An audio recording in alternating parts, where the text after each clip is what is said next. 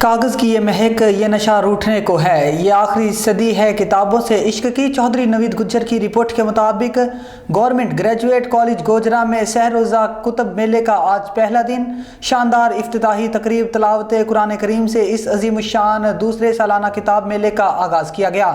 حمد و نعت کے بعد افتتاحی تقریب کے موقع پر professor doctor Altaf Hussain, principal government graduate college Gojra نے اپنے خیالات کا اظہار فرماتے ہوئے کہا کہ میری یہ دیرینہ خواہش تھی کہ طلباء و طالبات کو کتب کے حوالے سے دروازے تک رسائی حاصل ہو۔ آج دوسرا سالانہ کتب میلہ اسی تگ و دو کی مرہون منت ہے اور ہم انشاءاللہ اس کو بھرپور طریقے سے آئندہ آنے والے سالوں میں بھی تسلسل سے جاری رکھیں گے۔ Professor doctor Khalil ur Rahman, principal retired government graduate college Toba نے اساتذہ اور طلباء سے پند و نصائح کرتے ہوئے فرمایا کہ علم دوستی ایسی دوستی ہے جو ہر بندے کو ارض کی پستیوں سے نکال کر سما کی بلندیوں پر لے جاتی ہے۔ کتب تنہائی کی بہترین دوست ہیں، بے چینیوں کے خاتمے کا آسان اور سادہ فارمولہ ہے۔ اس کے ساتھ ساتھ فرمایا کہ علم الوحی اور دنیا کے علوم و فنون دونوں کو ایک ساتھ سیکھنا نہایت ضروری ہے، کیونکہ اکیلی دنیا کو پڑھنے والا آخرت برباد کر لیتا ہے اور اکیلا علم الوحی حاصل کرنے والا دنیا کی آسائشوں سے محروم ہو جاتا ہے۔ آج ضرورت اس امر کی ہے کہ دنیا کے علوم و فنون کے ساتھ ساتھ علم الوحی کو بھی حاصل کریں تاکہ دنیا میں آپ شرعی نفاذ کو نافذ کر سکیں۔ سر، جیسا کہ آپ دیکھتے ہیں یہاں پر گورنمنٹ گریجویٹ کالج میں آج کتاب میلے کا انعقاد ہے، تو آپ اس کو کیسے دیکھتے ہیں اور اس کا کیا طلباء پر اثر ہے؟ دیکھیں جی، اس کا مختصر ترین جواب تو یہ ہے کہ ہمیشہ ایسے کاموں کا اچھا اثر پڑتا ہے۔ ایک سنی ہوئی بات ہوتی ہے، ایک سامنے پڑی ہوئی ہے۔ جب بھی بچوں کو موقع ملے گا وہ ورق گردانی کریں گے، دیکھیں گے، اس سے ایک اٹریکشن پیدا ہوگی۔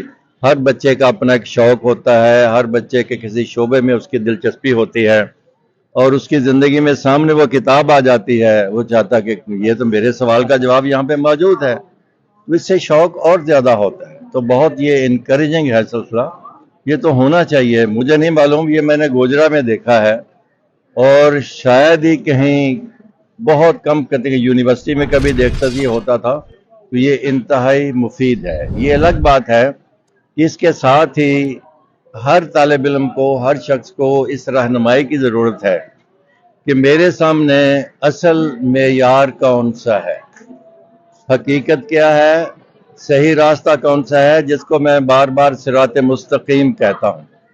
وہ صراط مستقیم یہ ہے کہ آپ ایک ایسا راستہ اختیار کر رہے ہیں جس راستے کی منزل ہے اللہ کی رضا، ورضوان من اللہ اکبر، ذالک هو الفوز العظیم۔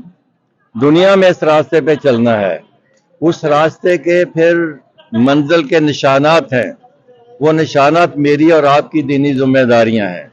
اور پھر یہ ہے کہ جس بات کو ہم آج کل اگنور کر رہے ہیں، میں بار بار ذکر کر رہا ہوں، یہ پارٹیشن ہو گئی ہے۔